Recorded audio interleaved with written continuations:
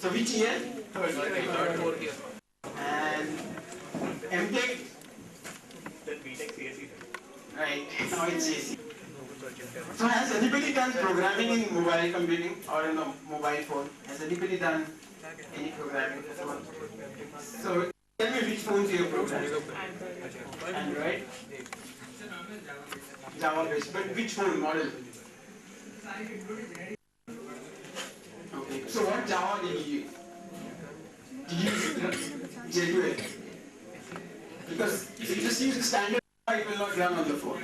Okay, you said Android. So what is the programming language on that? Syntax is probably Java, but library is not. Right. Anybody else? iPhone? What is the language?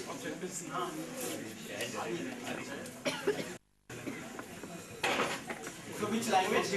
So can you tell us a couple of differences or even one difference? It was basically drag and drop things. Okay. So nowadays you also have a very nice, well-designed IDE. You can just take out some of the modules, put them together, you get a nice UI, and then you don't need to program anything per se. You just need to wire something. So if you have done some hardware design and board manufacturing or circuit design, you know that you go to a market, you buy some chips, right? You want this processor, you want this much memory, or even in the computer. Let's say you want Intel processor, this, that, and you connect, wire them together, connect the power supply, and your circuit is working. Similarly, even in the software, you just drag and drop some of the boxes, wire them together, and then it should work.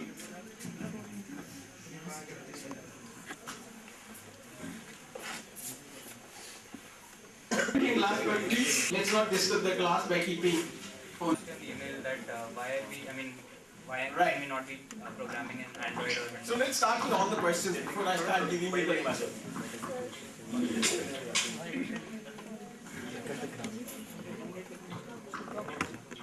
Okay, so your question, can you tell the question to everybody so that they all know? You're going to be teaching us, our assignments are going to be in J2ME. J2ME. So, but J2ME is, for all intents and purposes, obsolete, right? So, you can't say that it's obsolete. But none of them, you won't find right. a phone today that's right. Yeah. Right. So, why shouldn't we be doing something that's like cutting edge? So, the question was why not something like Android? You know what is the latest operating system in Android now? IIIT-Delhi. Why not something like 4.0 something or 4.10? So the answer is, even though this field is going Nokia or Apple to catch, right? By the time they develop something, somebody else, the competitor has already developed something new, right? So what happens is the field is changing so fast, we can't take that and put it in the class and make it as a curriculum, right? If I take the latest operating system, what is called cutting edge, right? So that is evolving so fast, there are already some bugs in it, in the code. That even the people in Google know that there are some bugs. But they have to release this because they want to survive. Right? So they want to get the latest thing outside and then let people do the testing. So that is the now new software mantra, or the philosophy of what the companies are doing. Develop it like Google Plus. Before that there was something from the Google, right, for social networking, which they closed. Yesterday they closed Google Health. But the idea is not to do the complete testing, release it very fast, so that people, the masses will do the testing, and then we'll find out the bugs and we'll fix the bugs. But we don't want that thing to happen. Another thing is, so this part of, I hope that by the end of this class you will understand and appreciate that the core of all this, when if you remove all the jargons like Android, iOS, Windows Mobile now, all of this, the code is still the same, right? The wrappers are changing very fast. You will see a lot of different user interfaces. The speed changes because the processor is becoming faster. We're putting more RAM, so it's more responsive. The way you input the touchscreen, that technology is changing very fast. You have multi-touch and this and that. So all that is changing very fast. But in the box, it's still the same. And that's what the idea of teaching. So I am going to start with J2ME and Symbian as the primary OS because if you, at the end of the day, you will also realize that it's still the same. So that is why, these are the two reasons I'm starting with this. And also the technically reason is, I want all of you to develop something same, right? So I want all of you to, if I want to assign grades in, let's say, a programming assignment, and I have a quiz or an exam, and again these things happens, then it will be very hard for me to keep doing the tracking of all these grades and so on. So that's the third reason. Yes. For the last reason, so if you can standardize on another language, so that will solve the last problem that you said. I mean but that's right. Yeah. So that's not the primary reason. The primary reason is. And I understand your point is changing very fast, sir, but at least Android and iOS are reasonably mature now. It's not a 1.0 release. Android is on 4. Right. So, and I agree that it may change 6 months from now, but why should we learn something that's already 3 years old? No. So the second point was, you are not learning the language. No, but if we're doing programming, we might as well be using the right. So for project, it's up to you. And project, I will show you the assignments of grades, how the distribution will be. Project is as big component as any other component for grading in this course. Right? And for that, you're free to choose your operating system, programming language, environment, phone, anything. And so I would in fact recommend that not choose J2ME. Of course, I cannot say don't choose, but recommend not choose J2ME, choose something else. So by the end of the course, you understand the whole part, the basic parts, which are very simple in J2ME. So it's like C. C is a very simple language. If you look at the C syntax, there is no object-oriented programming. There is no events and these things happening. It's very simple language, right? So it's very. I mean, if you want to write a hello world program in C, it's very simple. Like you don't know how to go through NetBeans or some IDE and install many components. The compiler is already there on the Linux machine. If you get a Linux machine, compiler is there, assembler, linker, loader, everything is there. It's very easy to write. Use just any editor, write few lines, use any website. You will find lots of code, and it's very easy to learn. That's why we focus on C. Nowadays, people may not be using C, but still, I mean, the preferred language on all of these courses, it's still C in operating system, I think even in data structure. Part of it is still C. Because the idea is not to learn the language. Of course, we want you to learn the latest languages. But the C, it's very easy. Right? So that's the whole point, again, coming back to Symbian. And you will also appreciate how this trend started. So if I start with Symbian, the way I will show you some of the slides, that how this thing started. When was the first operating system was written? What were the objectives at that point when they designed the Symbian OS and Symbian C++, the language for that. And now how it is changing, but still everything is at the core is the same. There is nothing new that's happened. It's just that the power is getting better and better, the processor, memory, the prices are coming down, and people are finding need. So the famous quote from Steve Jobs, right? So he said that people don't know what they want. We tell them what they want, right? And we show them. So he generates the need. So he will design, so he doesn't go to people and masses and ask them, what do you want? That's another way of doing it. In software engineering, have you taken software engineering course? So you go to the client, you talk, you get the software requirements, you prepare all this document, you sign it, and then. So you learn from the customer. The way these companies are working, they understand what people are seeing and what they want, and they design something, and they show you, okay, this is what you want. You don't ask people what they want. That's another way of doing it. Right? So just as a side note, I am saying. But the core part of everything is still the same. So any more questions about the course? Isn't there a platform-independent language for mobiles? Good question. Right? Is there a charger that you can use for all the phones? We look at universal charger. Right. That's something that they don't manufacture. Right? You can wear it on your at the signal, you stop and you buy all these things, right? But you don't get a single charger. It is common. Even USB, right? They keep changing. And why is the reason they keep changing? So if you once buy a phone from Samsung, you have a Samsung charger, and then you will probably again buy a Samsung phone, because the charger probably would work for all the Samsung phones, but not for other phones. No, but like Java is a platform-independent language. Right? If a Java program can run it on anything. Right. Isn't there a similar thing for mobile? Right. So Java, I mean the catch line. when they started Java was just write once and run everywhere, right? But what happened with Java is it got fragmented.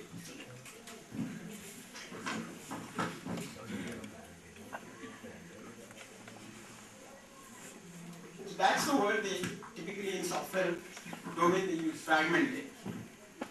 So now what has happened is you write your code once and you test everywhere, which was not the design objective. With Java, what happens is the company, they develop something called a Java virtual machine. So you use all Java, right? We all use Java. So the company which was previously Sun, now it's Oracle, they developed the Java virtual machine for every platform, right? And then your hope is that it will just run. So once you code your program in Java, compile it for the virtual machine, then wherever you have this virtual machine, it will just run. That doesn't happen. That doesn't also happen with Windows, right? So Windows, you have Dell computer, you have HP, you have Sony, you have Samsung. There are so many vendors, and everybody is running Windows, but still you need different drivers, different same kind of things, right? Utilities and so on. Why? It's because even though the Windows is common, you have to get a version of Windows for everything, and whatever you write for one Windows may not run for another Windows. Right? Ideally, it should. That's not the point. The JVM is JVM if Right. Windows will run on any machine. Right, but JVM, what happens is underneath, it still depends on the OS, and the OS in turn depends on the hardware. Yeah, so that's a part of the Windows people that they need to write for different. The JVM interacts with the OS. The OS provides whatever operations you need from the hardware. So Right. JVM, it's on its own, it can run on any machine that can run. Right, so that's in principle theory. Right, whenever you also write software, you say, okay, I will put a print line statement here, I will just use these I variables here and there, and then when you release the code, it all just stays there. Right? So what happens is, they have so much pressure to deliver, some things just fall short of the ideal principle. And that goes to masses. So JVM, every JVM is still different, and then it will support different things. And same thing happened with the phones also. So on similar phones, you have something called J2ME. Anybody knows what is the Java that we use on the Windows computer? SE or ES. AC.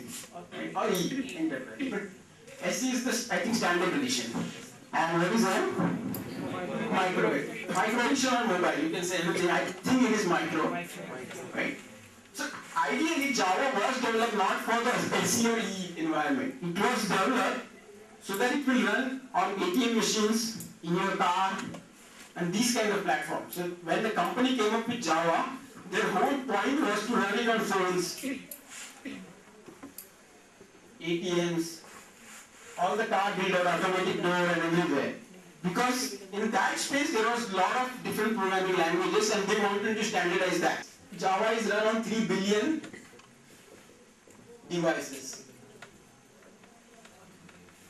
Right? So it's a huge number. So that even your phone, if you, so I don't know whether you have tried this, if you put the SIM card, there are some applications installed on the SIM card. Right? Has anybody seen those applications? So there are some applications on the phone, but there are some applications on your SIM card. So for Vodafone, it is go to Vodafone applications. Inside you can see very few applications, but they are there. So that SIM card actually has a Java virtual machine, which is different from J2ME. This J2ME is for the phone that you buy, and you see all these games and nice applications. But there is Java, one instance of Java running on your SIM card. Now that is pretty cool, right? The SIM card is so small, doesn't have a processor or anything, but it has the entire virtual machine sitting on it, and inside that it has its own applications. So that was the first reason Java came, to support all these devices very smartly. But then the same thing happened with Windows, it got fragmented. Because let's say Sony came up with its own phone, Sony Ericsson, Samsung, and they will have different features on the phone, and then their version of Java is different from other versions. It just became like that. Because people are developing under pressure and they are developing so fast, so Java got different on every phone. But still Symbian, what the J2ME that we will learn today, and it will run on almost all the phones. So one second question that I obviously have is, how many of you have phones? Anybody without a phone? At least in the family. I'm not saying that you should have one phone. Everybody has, right? So how many Nokia phones? Or Symbian phones? Let's start with the basic model. Symbian phones. And Android. Anybody with iOS? Anybody who doesn't know what operating system is running on their phone? It's great. So I would recommend that most of you start, once you start developing, you also develop on the phone. There is also a simulator available on the computer. So, for example, if somebody has an Android phone and wants to try out his hands on the J2ME phone or the Java Symbian phone, then he can do it very easily, and similarly vice versa. Even Android provides a simulator, so you can write code very easily and run it in the simulator. So you are not tied with whatever version of phone you have. Okay, so so if they're all the same, I mean, if the core of all of this is the same, then why should we? I mean, I don't understand the concept of why should we be spending any of our energy on an obsolete platform? I just don't understand that. No. So majority here have Nokia phones, right? No, but who's selling a Nokia phone right now? Nokia itself has abandoned this. Right. So we will evolve the codes also very slowly. I can't change. The reason is not because I'm lazy. It's because I want to test out few things and see how students perform, how they grasp things. Are they able to understand the basic code ideas of all these things in a simple way? Right? And are they able to do the assignments very easily? They don't have to run around, find out very advanced books in Android which may not be there and so on. Right? So I will run this course at least 3 years in a row, and then understand also from the class and then from the market. Right? So market is something outside of my control. What's happening outside? What's in my control right now is this class, students, and I can see how they are learning, if they are able to basically understand the core concepts.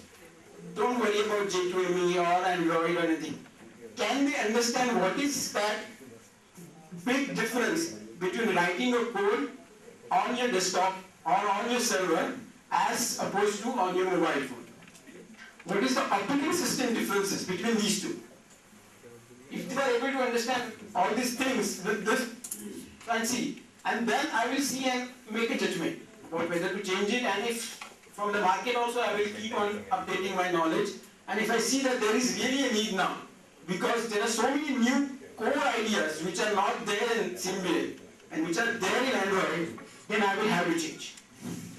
Right? So the reasons, so C started I think in 70s, it's still there, because the core ideas of computing, it's still the same. And if there is a day when we will see that the computing has totally changed and C doesn't necessarily capture all of those things, we will have to stop using C. We have done it with some of the other programming languages. If you see, the Turing machine is still the same. Right? The language of Turing machine is so simple. It's in fact abstract. It's not even in the syntax. But if I teach you the Turing machine, you will understand what computing is. I don't need to teach you C, Pascal, J2ME, Java, anything. I just need to tell you, Turing machine, this is what is possible with the computer, this is what's not possible with the computer. Right? Period. And then I don't have to teach about any language. The reason we tell you the language because it will become very boring. If I just keep drawing a tail and then a pointer moving around with the tail and you don't see what's happening, it's boring. Because you have a computer, why not? And see what's really happening. So let me go to the second slide. So I'm not going to start the topic today, I will just give you an introduction. So the requisites is and something that you can refresh in your mind also. So computer networks is the core that's required before taking this. The reason is there are so many networking components built inside the phone. Right? So you have Bluetooth, you have GSM, standard GSM or CDMA, whichever phone you have. And then you have Wi-Fi now, you have infrared probably. What is the latest, for communication? For Windows Mobile, so NFC. Anybody knows what NFC means? So near field communication. Near field communication. So these days Nokia, I don't know with Windows Mobile or not, but Nokia, some version, probably Symbian again. Android will probably also have the latest phones. So the idea of using NFC is, can anybody give an example of NFC? So like you're sitting in your home and your wallet is somewhere not in reach with you. So it will scan the information from the, and suppose you want to make an, so it can scan the credit card which is in your wallet, which is somewhere nearby, Right. and it can like use it. So that's one application where the phone is talking to the car. But there are also other applications, and the simplest one and probably you will use the most. It is very similar to the Bluetooth, but here the conditions are the distance. So let me give the application. You have, let's say, 100 songs on your phone, and your friend comes, he also wants to use this, listen to the same songs. Like, what do you typically do? You will connect it to the computer, transfer it to the computer, through computer again transfer it to his phone. One way. Second way, you put the SD card, take out the SD card, put it in another phone and do that. But now with NFC what happens is, so the UI is also very good. You just tap these phones on each other, like this, and then the phone will understand that you want to transfer something. You will see the transfer message on both the phones and you just swap these songs from one phone to another phone. It only works for web, so as the name suggests, near field, right? So the distance is very small. But then what happens is the bandwidth goes high. So the frequency of operation in terms of megahertz and gigahertz, the radio waves it is using is very high frequency. And as you increase your frequency, your distance reduces.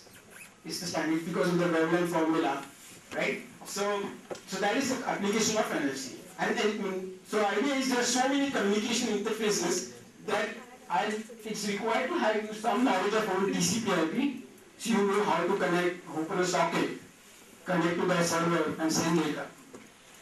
Then, so all of these you already. Another thing is operating systems. It's very important because so you will not probably change the operating systems. Of course, there's nothing stopping you from doing that.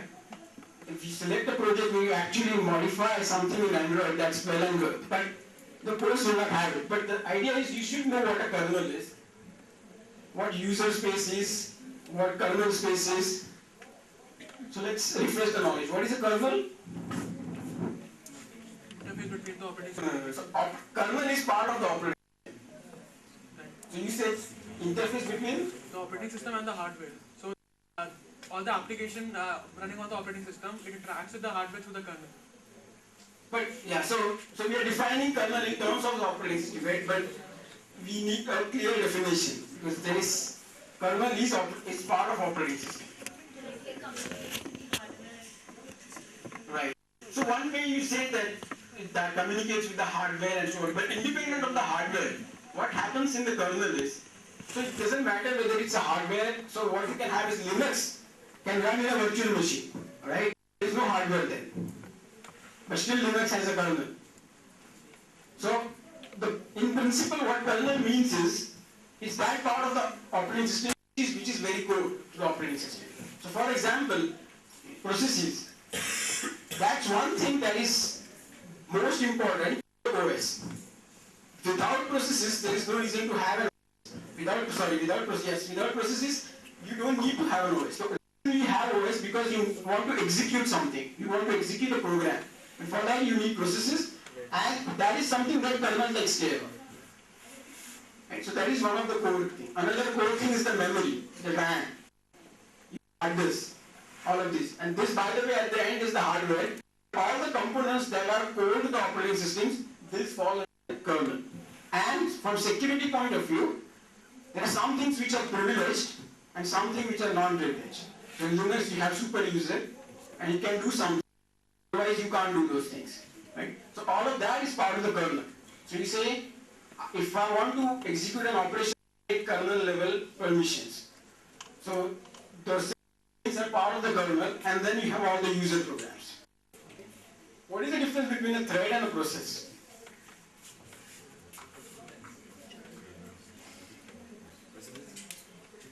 Do not share their memory memory space. Right. The threads can share Share the their memory space. memory space. Right? So why do you, what is the advantage of having a thread? So it's lighter than They are It's like that, right? So since you share something, that means when you switch from one thread to another thread, you don't need to swap something from the memory because those are shared. In terms of processes, if you switch from one process to another process, context. the whole context has to change. And then it takes a lot of time. That's an overhead. And so because of that, you invent something called a thread, which is different from process. So these two concepts are very important. And of course, you know Java, because I'm not going to start teaching Java in this course. All of the things that we will build upon is Java. Has anybody used scripting? Do you know what a scripting language? Python. Yeah, so if you use Python, you can use scripting languages. So one of the platforms which is very popular in Symbian is Python. So there is a version of Python for phones, Pi 16, right? So, and it's very easy to write code in that. It's very, very easy.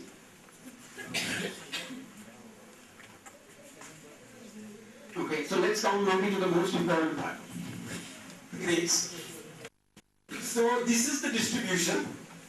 And by the way, all this will be uploaded to Moodle also and to the website. Maybe slides will not go to the Moodle. The slides will not go to the website. I will upload all the slides to Moodle, and we are videotaping or video recording all the lectures, and those will also be available online. So I will send you the link. Like Moodle requires because I passed it. So can you please put it on the website? So the reason for Moodle is, I can do things with the Moodle, right? Grading, downloading, uploading, it becomes very easy. I don't want to go on the website for now is the copyright issues. Right? Some of the slides here, these are designed by the institute here inside, and we don't want to release it for the public for now, at least now. So, and that's why the whole authentication and so on. Okay? Okay, so distribution of grades, you see, there will be homeworks and programming assignments about either of these two throughout. So every week you may not already have both the things. And the weightage is 20% of the final grade. Okay, so these are important. There will be a presentation. So since this topic is so changing so fast, I would recommend that you also do your own reading. And if you find something interesting, you can select that as a topic. I will give you some sample topics also, and select one. And you can form a group. It doesn't, not everybody has to present. You can form a group and then do the reading collectively together, and then you can present in the class. So that if there is a very advanced topic that even I am not aware of, you can even educate me about that. And that will have 10% weightage. There will be a midterm, which is 20%. A project, 25%. And this is marked, so the colors are not showing, but this is very important. Because now you are in the third year or more, and projects is something that you will drive throughout the course. So we will start nailing down the topics of projects very early. It's not after mid-sem or at the end, last 2 weeks of the class. Right? Probably we'll do it even before mid-sem, probably in the first 3 weeks or so. So we'll decide the project. We will list out all the things that we will develop. Since you already taken the software engineering course, you know what things need to be done. And then you will tell me what things you will deliver at the end. And then throughout the course, we'll track the progress of the project. Because I don't want you to at the end of, okay, now it's the last week, and then jump around and find all the things and put together a project. That will not happen, right? So project is important. Of course, it will be a group project, and we will see how to form groups and how many students will be there. I will give out the details soon. And there will be a final exam also, which will cover the core theory topics. So there is no programming exam, and I'm also not saying any quiz here, right? Which is very important. So please be aware of this. Right? So at the end of the course, don't start me asking. You can have a makeup quiz and this quiz and that. So the reason of not having a quiz is because the project is carrying 25% of your grade. Right? If you work throughout and work on the project, you get 25%. And there are 2 exams. I don't want to have very small exams in between. And break your attention from projects and other things. And it will be a weighted average, and it's not absolute grading for you. So the performance of the whole class, and then it will be all related. Okay. Any questions on this?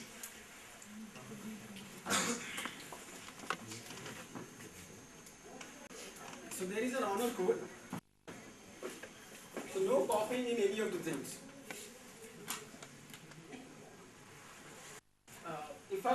If I find you copying in any of the programming assignments or homework, there is a one grade reduction directly.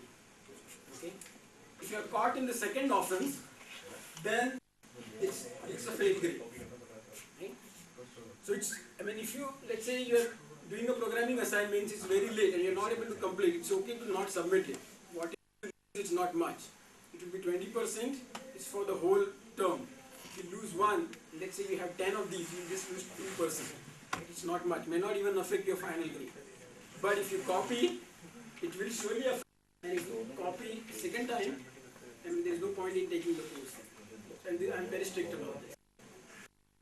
If you are caught in exam or project, mid-sem and final, or the project, and this, for project it also means that you develop your project on your own as a team and not get from somebody else. So it should be your own project, you develop, you design, you do the testing and so on. If you are caught here, then it's direct fail. There is no grade reduction.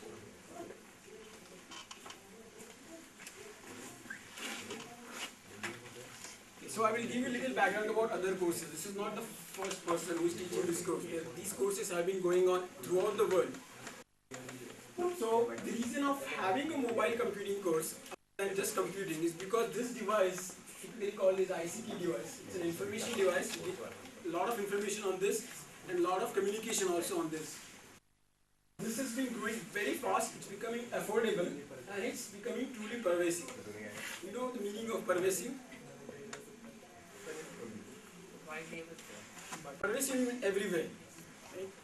Our other word is ubiquitous. So typically the field was called mobile and ubiquitous computing. Even our group here is called mobile and ubiquitous computing. Because what's happening is, it's spreading so fast that everywhere you find this device. I will also talk about a paper which was written in 1991. And this was the seminal paper, or what we call is the foundation paper for this area, mobile and ubiquitous computing. Right? And at that point, the phones were just coming. And still he wrote such a nice, it's like a science fiction. He wrote this story in a technical story and said what this will happen. And he projected that there will be phones, every person will be carrying a phone, there will be tablets, and every person almost will be carrying the tablets. There will be flat screen displays, and everything will be projected onto on display. So he did this, he had this vision in 90s, very early. It's all coming to be true. So we'll go through that paper also in the first or second week. So we'll understand how, the things which was vision so much in back, about 20 years back, are coming now true. Then, but the challenge here is, it's okay to learn this field, but the challenge of this field that brings it out is the CPU, memory, bandwidth, energy, it's all compared, it's very less as compared to a PC or a server. And any guesses about what is the biggest challenge here? So that is something that is still not exploding the field. What's happening is, it's a mobile device. That means you need to have a battery. You can't connect it to the wall for continuously 24 hours. And the technology in which, so if you see the projection about how CPU is advancing, how memory is advancing, and bandwidth, these are going very fast. But the advancements in energy or in the battery technology is not happening that fast. And that's the challenge now. That's the bottleneck. Right? If we do good on this field, then again, there is no limit. You don't even have to carry a PC. Everything will be just the tablet or the phone. But now the challenge is still the energy. And you have different operating systems. It's not the it's totally different operating system. A lot of things are same, but there are some things which are different. We'll see the different things, and also in even though the language and the syntax look same, so there are some differences, and we'll see the differences. So that's the academic part of this course. So this slide is 1 year old, so it may not be latest. So, but Stanford, so there are good universities which are already carrying these courses on mobile computing. So Stanford has one course which was very famous because they developed something in iOS, and this application were very popular. They almost have a 1 billion, or I think 1 million, not billion, 1 million downloads in iTunes. So you can even write an application on your own and store it. Let's say, so Nokia has its own application store. Android has application store. Everybody almost has its application store. So you can just publish this application there, and your application is famous. You can also so the again change. Just like in the internet bring about a change in the way business was done. Previously, you need a very big company, you need to hire so many people, then you install bandwidth, this and that, energy, machines, robots, and then you can manufacture something. But with the internet, what happened is, you don't need to go to US, to Europe or anywhere else. You just sit in your office here locally, you don't need so many people, you just need a computer and a server, and then you can start developing the application very fast. And then push this across the world. You don't need to pay any shipping charges, right? So this changed the whole model of business. Now again, there is a big change to the application store. You just need to have a phone and a computer, right? You don't even need a server. You develop a very nice application, you put it on the application store, and you just start maybe, let's say you charge $1 or 100 rupees, and then you can earn billions. So the model of business has again changed because of this. So that's the whole point. That's one of the incentives, if you want, to learn this technology and apply it. But I could never find a book which will cover all those topics, important topics, because everybody is still designing the course and collecting their own lectures. Right? So I will give my lecture slides. So all the lecture slides, you don't need to keep on writing. Right? You can. So between the lines, whatever I say, you can write it down. But you don't have to write whatever is shown on the board, because I will give you all the slides to you. It's important to attend the classes because there is no textbook. What will happen is, if you just don't attend classes or not pay attention in the class, it will be very hard for you to grab this, because even in the library we don't have enough copies, may not even have copies, because these are very expensive books and we may not have all the copies. Right? So that's the reason. But if you want, the references that I used are these. There is one for JPME, there is one for OS, there is one for this was mobile Python, and then this is the one that I use for Android. So these are very simple books to read, but of course the biggest help is Google. All this information is also available in some other form on the website. If you want to learn about jQuery, there are so many other tutorials that are available. So this will enhance your knowledge, but it's very important to attend classes, because the websites might say something, I might say something different as in they are talking about a different topic, I am talking about a different topic, and then if you just read those, come to the exam, then you may not be prepared.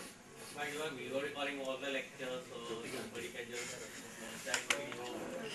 That's also, so the thing is, whatever happens here, right, so the question is about the slides or what I'm talking about?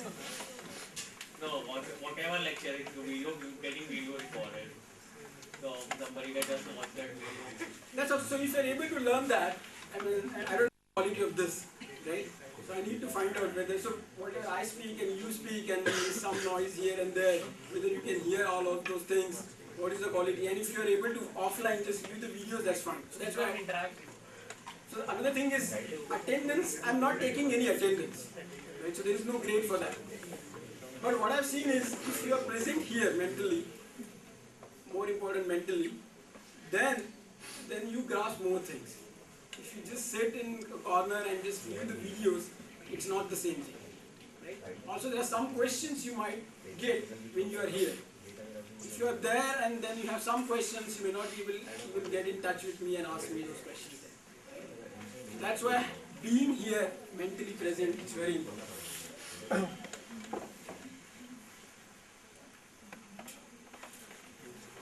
this was the schedule that I used last time, but this will give you some idea about the topics. And the topics will of course change a little bit. So, first 2 weeks I spent in teaching J2ME. So that the idea was everybody to get on board very quickly and get their hands dirty. I don't want to, okay, now start programming after your midsem is over, right? So by the time you might lose interest in the course. So I want you to start coding in the first week or second week. So that you know, you get the feeling about what exactly is coding on a phone. So that's why I'm teaching. I'm starting in a top-down manner, not bottom-up. So I'm not teaching the OS at the core and then coming to the programming language. So I'll directly jump into the programming language. You can start writing the code, don't worry about what OS is doing underneath, but get your code running. Right? And then we'll see how your code gets executed, what is the mistake that you made, how you could make your code efficient and so on. So this is the Symbian OS, which is, by the way, it's the standard OS. Now there are lots of issues in Symbian OS because it has been living for so long. Right? Just like the problem happened with Windows. They designed Windows in 90s and now it's been about 15 years at least. There are so many bugs because there are so many people developing Windows that it's very hard to fix it. The same thing happened with Symbian. It's becoming bigger and bigger and bigger. The bugs are underneath, you can't change the bugs, and it's becoming an issue. But the core of this and this is the same. So by the end of this, probably you can say that there is not much difference here and here. It's just the way there are some things which are tweaked and some things implemented better in Android, and that's why it's faster and more responsive. That's it. Most of the same things are copied directly from Symbian. Just like, so Apple started the whole Windows system. Right? So the windows that you see on your desktop, previously there were no windows. You just see one screen, you execute one application, you close the application, you move to another application. But then there is a lab called Xerox PARC.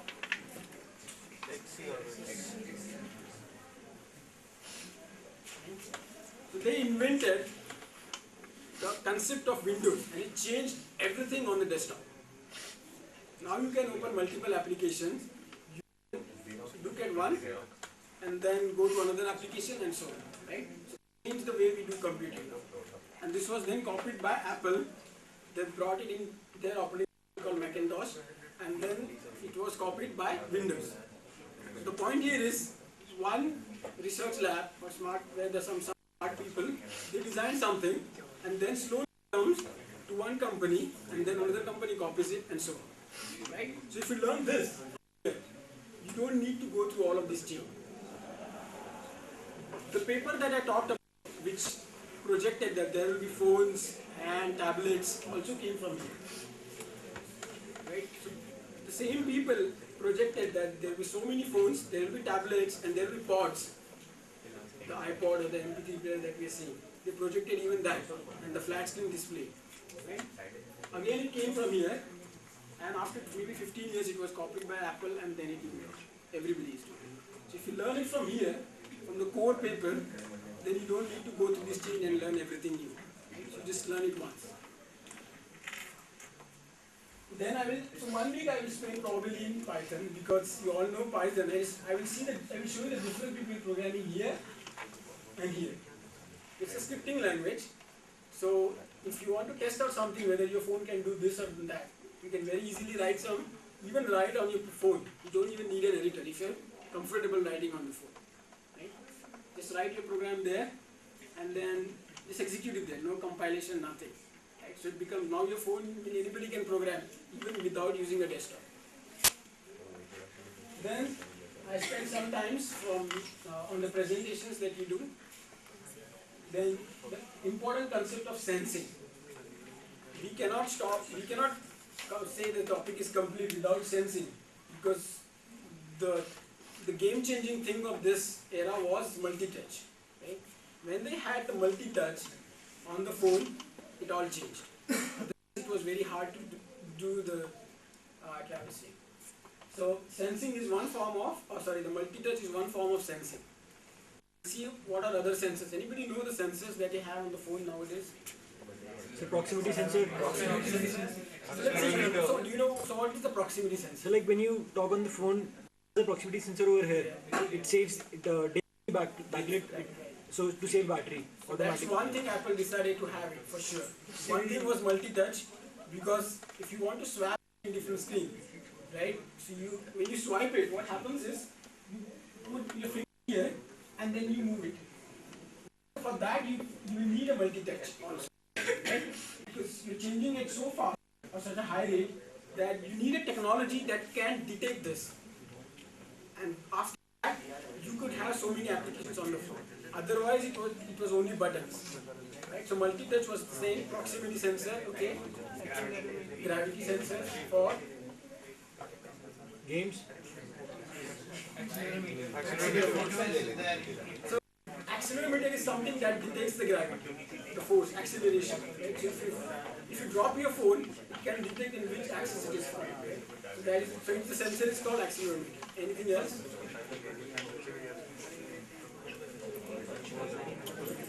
So everybody has used this application, compass. So just like we have a magnetic compass, which is a magnetic sensor, it can detect where the Earth's magnetic field is. Gyrometer. That is also one. The rotation for rotation and so on. There is something called ambient light sensor. And so it can detect how much is the lighting in the room, and it can adjust its lighting, its own lighting. So there are so many sensors coming in, and there is another area which is called sensor network. Right? So a lot of people who are working in that area are also using phone as a platform, because there is a network already, the GSM network, and there are so many sensors. So why not use that? Then we talk about for two lectures mobile ad hoc routing.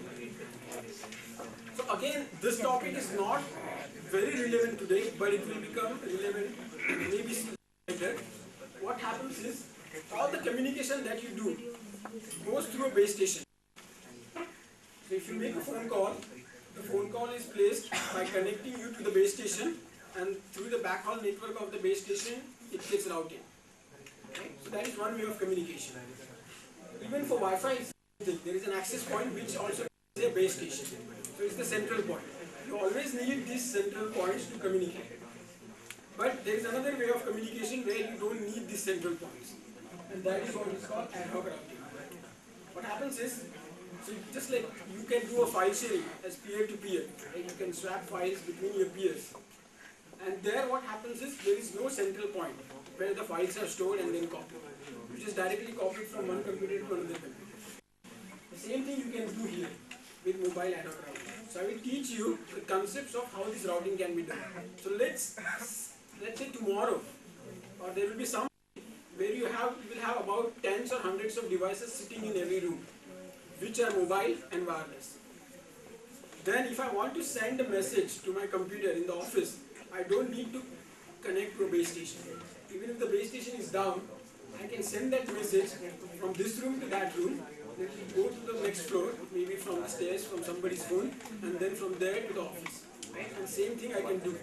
So, do you know an example of technology or an application that uses this routing, peer-to-peer routing?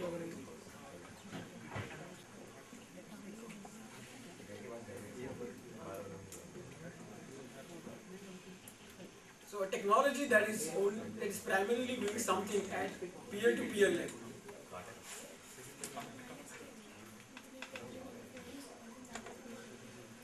Yes, but that's only one hub. Right? So what is the so if you want to call internationally, what do you typically do? So if I want to talk to my friend in US, what will I typically use? I will have Skype. Right? So Skype is totally based on peer-to-peer.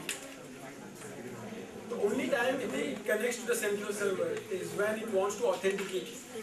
Okay, you give your username, you give your password, it will say, okay, this is username and password is. It will show your profile, and now the phone call or the voice call or the video is completely peer-to-peer. Right? So that's one example, and you can do similar things of Skype even on the mobile phones these days. So we'll see about that. And then at the end I will talk about security issues. Since it's a personal device, you store a lot of personal information on the phone. right? And it's very important that all of this information is secure not only on the phone but also when you communicate. Because it's all wireless, and the challenge with wireless is anybody can tap to the channel. With wired, what happens is, if somebody wants to listen to what I'm saying on the wire, it has to tap onto the wire, somehow cut the wire or get something from the wire. But with wireless, it's already there. It's in the waves.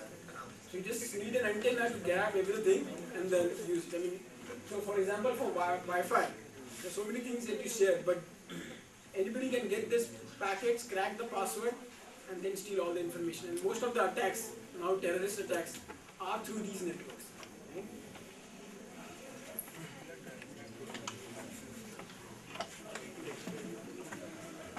So, big difference between the courses. So what happens is, it's a hybrid. So what happens is, whenever you put an application outside, it becomes little hybrid. So it's not peer-to-peer 100%. So it will go to some machine, and then it will see which machines are there online, and will route it through that. So for example, it might route it through, there will be multiple. And it will even span countries, of course it will span countries.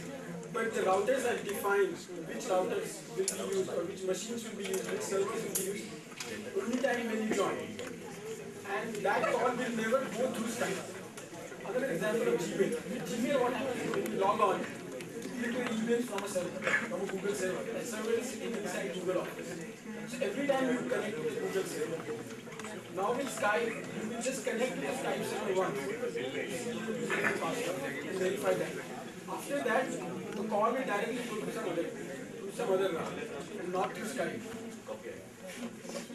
Right? So that is an advantage. Skype can provide so many routes because they don't need to put so many servers inside their data center.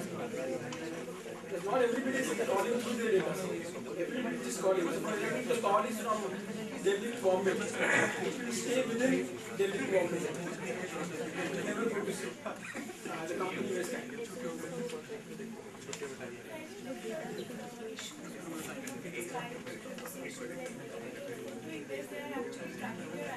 Yes.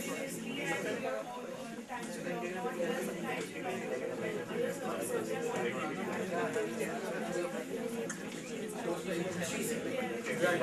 And a lot of companies, they don't use Skype. The reason is primarily because they don't know who is routing the call. For example, if there is a discussion within Reliance, and the call goes to a server, which is from Tata Networks. They don't want it. Right? That's why they are scared. And they have their own, so there is something called VPN. So that they use some other technology. So that's the challenge with peer-to-peer. For first, it's simple. So network is, so what is the difference between the standard networking course and the mobile computing course? So networks, it's been studied for a quarter of a century, 25 years, right? More than 25 years. But this phone, the smartphones have been there only around for 6 to 7 years, right? So whatever I will teach is very new in that context itself. So it will not be something that was designed 25 years ago. Then there are plenty of textbooks. So if you want to learn about TCP IP and if you miss one class, you can immediately go to the textbook, one of the textbooks, and read and understand. It will be the same thing that I said. But for this, there are no textbooks. Right? So I cover so many different areas. So that's the reason I'm suggesting that you don't miss the classes. And in networks, mostly I will be the speaker and I will just give you knowledge. Right? And you are just receiving this. So here, even via through the presentation, I want you to educate me. There are so many things that are happening, even I cannot keep tabs. So, and you do the reading, so some of the phones that I have, but there are so many other phones, and you learn from those phones also. So you can educate me. So this is the two big differences between taking another course and this course. So I discussed office hours. I will have office hours, but I have not decided. So I will announce it. There will be TA. She's sitting in the back. Jyoti is going to be the TA for this course. So all the programming assignments, homeworks. This is what she will do. So last year I used a Twitter account because it was very easy for me to to send updates and so on. So I will be keep on sending some new updates and so on. Even the official announcement, but I will also say the official announcement on the official mailing ID of this course. Because last time I found out a lot of students are not following Twitter, and then what happens is they will miss out the announcement. They could change in the timings or something. If there is an announcement of a programming or homework, then they will miss out. But I will also use a Twitter account so that, and since you're all connected to the Twitter, and it's very easy to get those updates, I'll also use this. So if you have an account, you can follow this to get more updates about what's happening in this field.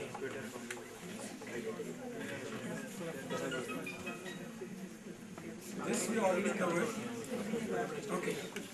So I will start with homework number 0 today. It's very easy. What you need to do is, so go to this website. So there is a URL provided.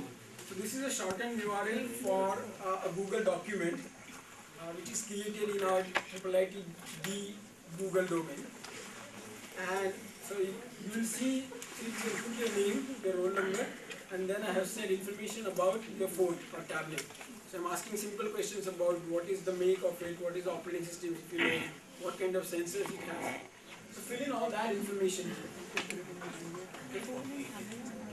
So anybody is using tablets here?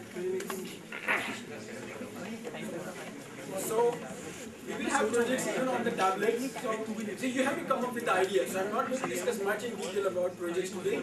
So you can let the imagination run wild, think about what kind of applications you can develop. And I have phones. So I will of course recommend that you use your phone. But if there's some cool application you want to develop, the only thing that is not allowing you to do this is getting hands on that device. So we will purchase those devices. We already have some of these devices, so you can use those.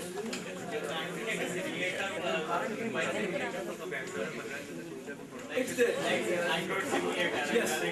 Yes. So that's also. So I was saying this. So there is a simulator for JPM. There is a simulator for Android.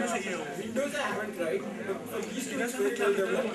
The challenge is simulator most of the things work fine. And if you put it the same application on the phone, it might not work sometimes.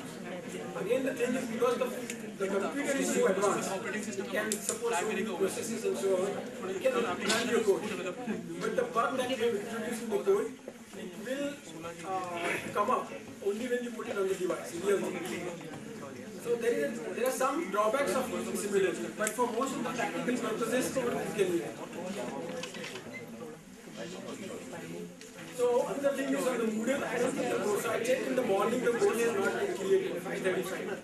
So I'll ask the system admin to create those courses on the Moodle, so that when you upload your assignments, you can put this on the Moodle.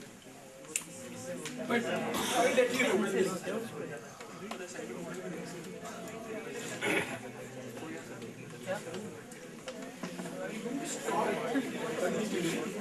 But yeah, let's start with the questions now. There is no website for this course. There is. So I'm sending out mailing list.